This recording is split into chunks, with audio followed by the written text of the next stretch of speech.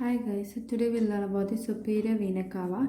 So superior vena cava, about its formation, it is formed by the joining of right and left brachiocephalic vein, right and left brachiocephalic vein. So this brachiocephalic vein is indeed formed by the joining of the respective right internal jugular vein with right internal jugular vein and subclavian vein, and similarly left is joined by joining the left internal jugular vein and left subclavian vein. Now superior vena cava is formed at the level of first costal cartilage. Then it enters into the pericardium. It enters the pericardium at the level of second costal cartilage, and it enters the right atrium at the level of third costal cartilage. It enters the right atrium at the level of third costal cartilage. Now it has a length of 7 centimeter and a breadth of, or a diameter of 1.25 centimeter, and it is present in the superior, that is superior mediastinum, and it's present in the superior mediastinum and in the middle mediastinum.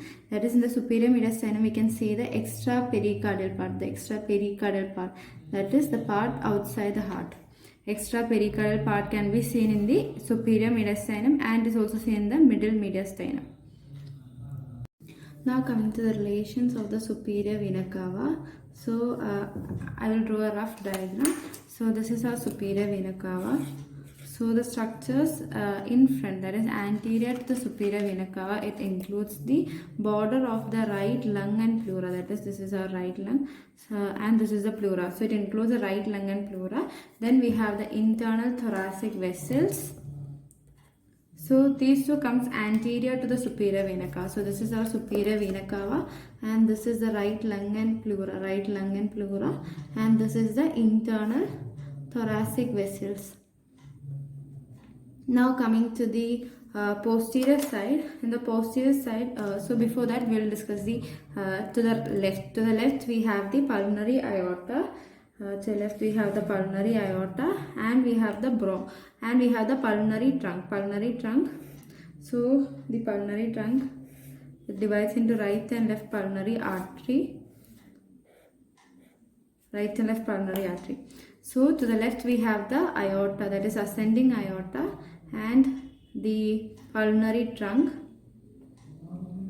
And to the posterior side, so this is a direction, that is, this is anterior, this is posterior, this is to the right and to the left. So on the posterior side we have the right pulmonary artery, and we have the trachea and its branches, and so here we have the trachea.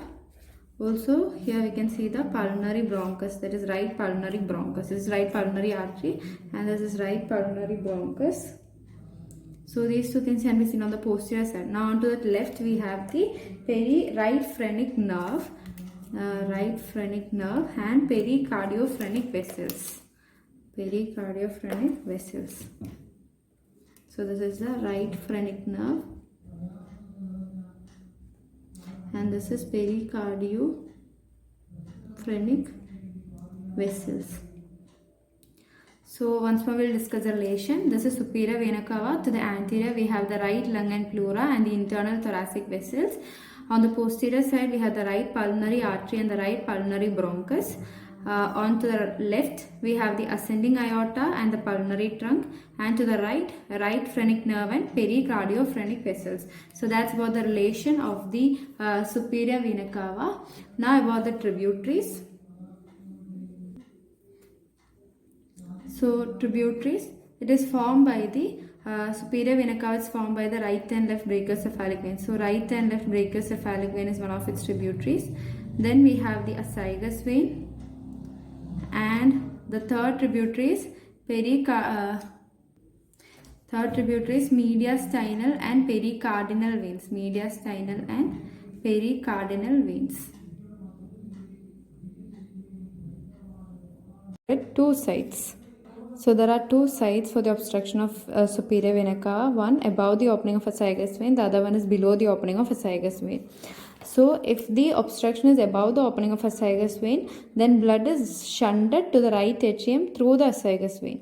And in case if the superior vena cava is obstructed below the opening of a sagous vein, then blood is returned to the right atrium through the inferior vena cava. The venous blood from the upper half of the body is returned to the atrium through the inferior vena cava through the caval shunt that is formed between the tributaries of superior and inferior vena cava.